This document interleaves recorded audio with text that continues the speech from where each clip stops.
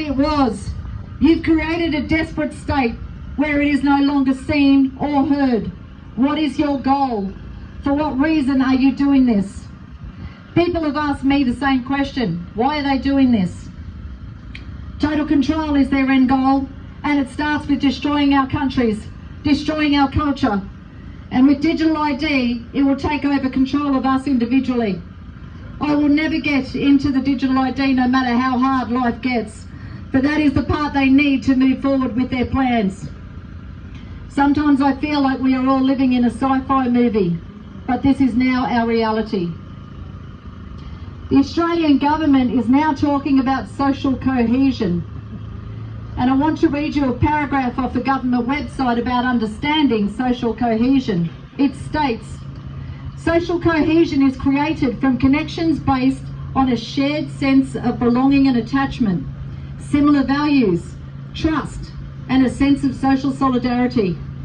It encompasses the connections and relationships between individuals, groups, and associations. It is influenced by society's level of trust in government and within society, and willingness to participate toward a shared vision of sustainable peace and common development goals. It is described as being a foundation for achieving peace, democracy, and equitable development. In essence, a socially cohesive society is one where the quality of social relationships and the existence of trust, mutual obligations and respect in all communities all combine to help protect people and their health. Well, I have a suggestion for how we can achieve social cohesion in Australia. Send all of those that don't assimilate back.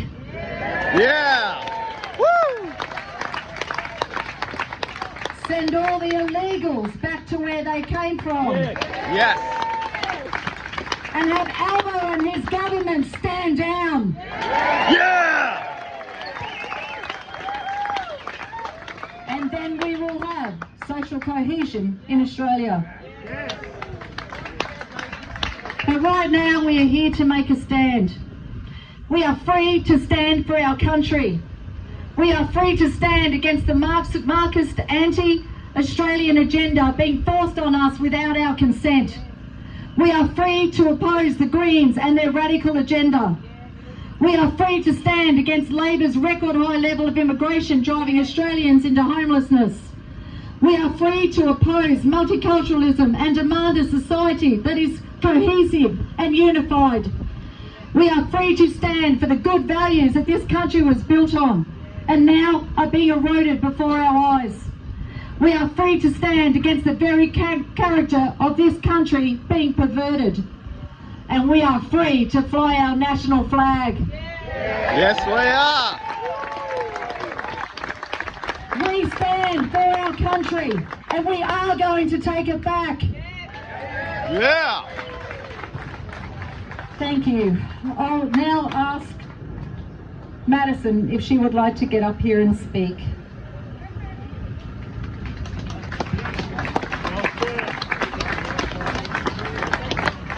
I just want to say thank you to Geena for this opportunity again to speak with everybody.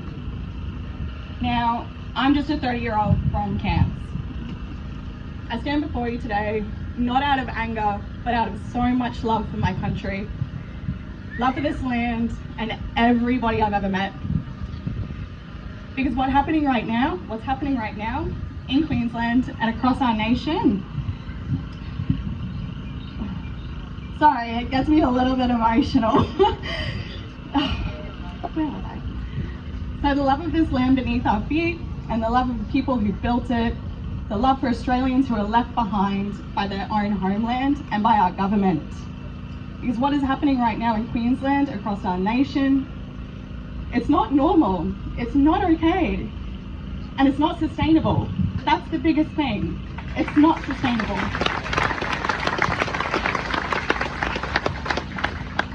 We were raised to believe that if you worked hard, stayed honest, and contributed to your society, you could earn a chance to build a good life. A home, a future, but that promise has been broken by our government. According to the ABS, more than 1 in 3 Queensland households are now in housing stress, spending over 30% of their income just to stay housed. That's over 30%. What is the actual reporting numbers? But that number is only rising as well.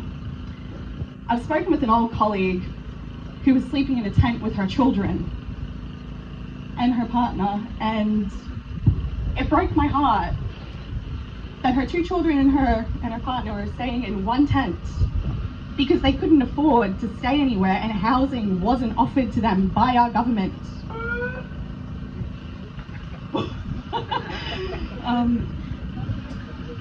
There's veterans who once fought under our flag who now have long wait times to access medical benefits that should just automatically be given to them. And young Australians who are working several jobs, not 1 or 2, we're talking 3 or 4 now, because they no longer believe that they can own a home. And while our people are breaking, the government is choosing to prioritise anyone but Australians. We grew up hearing our parents say they bought their first home for 3 or 4 times their annual income. Do you know what Queenslanders are now paying? Easily 10 to 15 times their annual income just to enter the housing market. To put that into perspective, I would need to save for 15 years, no living expenses, to get into the housing market.